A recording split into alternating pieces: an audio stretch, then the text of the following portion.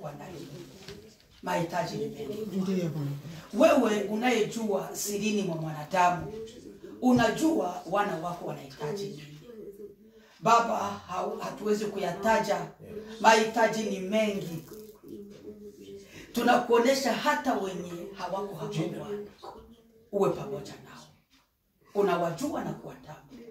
Mungu, tunakualika ujibu mahitaji yetu. Ujibu mahitaji ya kila ndugu. Ujibu mahitaji ya kila dada kadri ya mapenzi yako.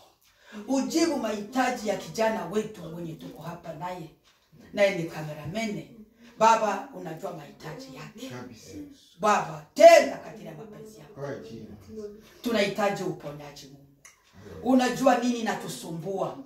Magonjwa ya sirini Bwana. Tunakuonesha nayo Mungu. Uwe mganga. Wewe ni zaidi ya waganga wa dunia hii Mungu. Tenda kadri ya mapenzi yako. Yote tunayakabidhi wewe Mungu.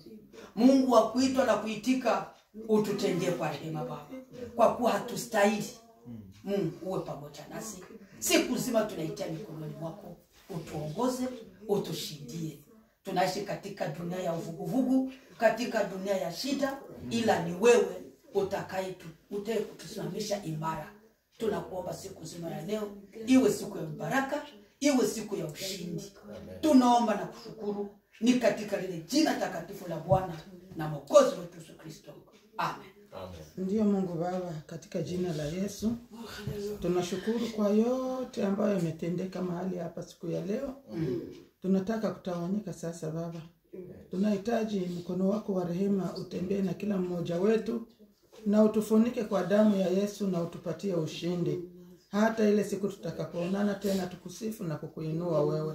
Tunajua wewe uko upande wetu, hautatuacha kamwe.